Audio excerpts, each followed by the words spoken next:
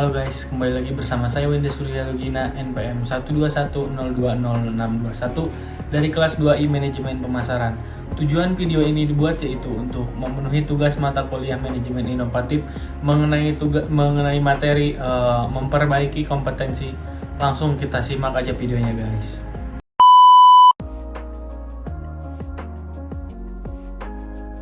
Jenis dan kategori kompetensi. Konsep sejarah kompetensi. Yang pertama, menurut Margaret Dale tahun 2003, kompetensi menggambarkan dasar pengetahuan dan standar kinerja yang dipersyaratkan agar berhasil menyelesaikan pekerjaan atau memegang suatu jabatan. Lalu praktisi MSDM, kompetensi yaitu deskripsi dari karakteristik seseorang. Lalu menurut Michael Armstrong tahun 1994, kompetensi yaitu apa yang orang bawa pada suatu pekerjaan dalam bentuk tipe dan tingkat perilaku yang berbeda. Selanjutnya menurut Lil Spencer dan Signe Spencer tahun 1993, kompetensi yaitu karakteristik dasar perilaku individu yang berhubungan dengan kriteria acuan efektif atau kinerja unggul di dalam pekerjaan atau situasi.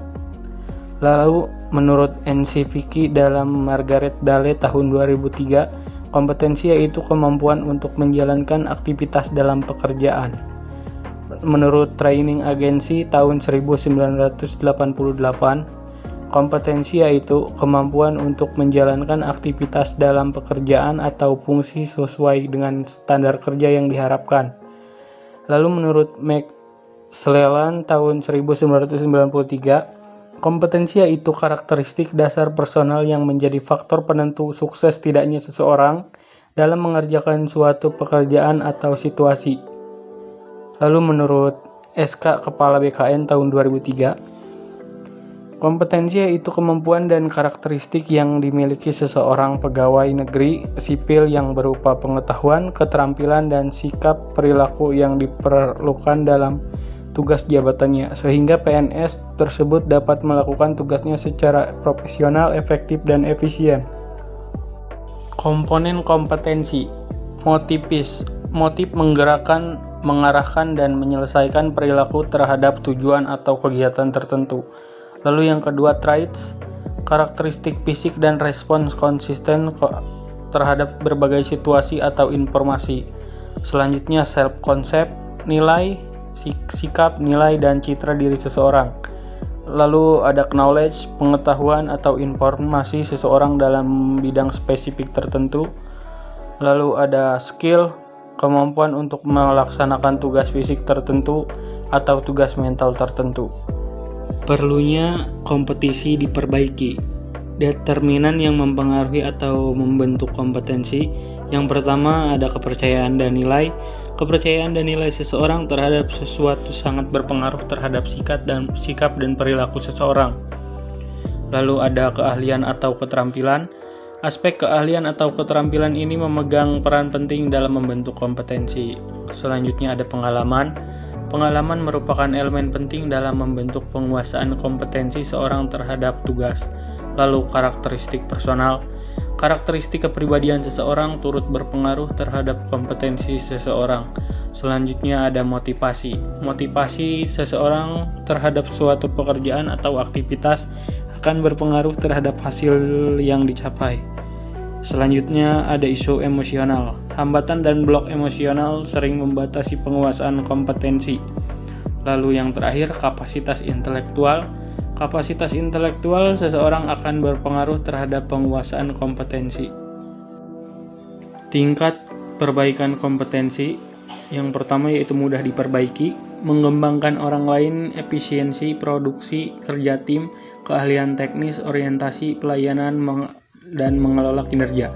Yang kedua ada agak sulit diperbaiki, orientasi hasil, kualitas keputusan, pengaruh, penyelesaian konflik, pemikiran analisis, kecerdasan organisasional. Lalu yang ketiga, sulit diperbaiki, inisiatif, inovasi, integritas dan kejujuran, pengelolaan tekanan kejiwaan, pemikiran konseptualis, dan fleksibilitas. Perbedaan kompetensi dan konsep lain. Kompetensi merujuk pada pendekatan perilaku tertentu dijadikan parameter untuk mampu melaksanakan pekerjaan secara efektif, berhasil dan unggul atau superior. Metode penilaian kompetensi. 1. Desain studi terbaik atau klasik dengan menggunakan sampel. 2. Desain studi pendek dengan panel ahli. Dan yang ketiga, studi terhadap pemegang jabatan dan pekerjaan di masa depan.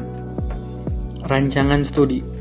Rancangan studi terbaik model kompetensi dengan menggunakan sampel yang terdiri dari 6 tahap, yaitu yang pertama menetapkan kriteria kinerja efektif, lalu yang kedua mengidentifikasi kriteria sampel, yang ketiga mengumpulkan data, yang keempat validasi model kompetensi, yang kelima analisis data dan pengembangan model kompetensi, dan yang keenam mempersiapkan penerapan model kompetensi. Tahap untuk merancang studi kompetensi. Yang pertama, menetapkan kriteria, menetapkan ukuran atau kriteria untuk menetapkan kinerja unggul efektif dalam pekerjaan yang akan dipelajari. Lalu yang kedua, mengidentifikasi kriteria sampel, kriteria efektivitas kinerja yang dikembangkan dalam tahap 1 digunakan untuk mengidentifikasi kinerja kelompok kinerja unggul dan rata-rata. Lalu yang ketiga, metode pengumpulan data bervariasi, yaitu terdapat 6 metode, yaitu BEI, panel ahli, survei, database model kompetensi, sistem ahli, analisis jabatan, dan observasi langsung. Dan yang keempat, analisis data pengembangan model. Pada tahap ini, data dan seluruh sumber dianalisis untuk mengidentifikasi kompetensi, kepribadian, dan keahlian yang dimiliki pekerja. Yang kelima, validasi model kompetensi. Model kompetensi yang diuji dengan melihat jika model dimaksud memprediksikan kinerja dari orang-orang dalam kedua kelompok sampel pada waktu yang sama. Lalu terakhir yang keenam, mempersiapkan penerapan model kompetensi. Apabila model ini telah divalidasi, model kompetensi ini telah dapat digunakan untuk berbagai keperluan. Tahap mendefinisikan model. Yang pertama, menjelaskan kriteria kinerja. Yang kedua, mengidentifikasi orang-orang untuk sampel kriteria. Yang ketiga, mengumpulkan data melalui BEI atau metode lain. Yang keempat, menganalisis data dan mengidentifikasi kompetensi. Yang kelima, mengesahkan model kompetensi. Dan yang keenam, mendesain aplikasi. Sekian penjelasan mengenai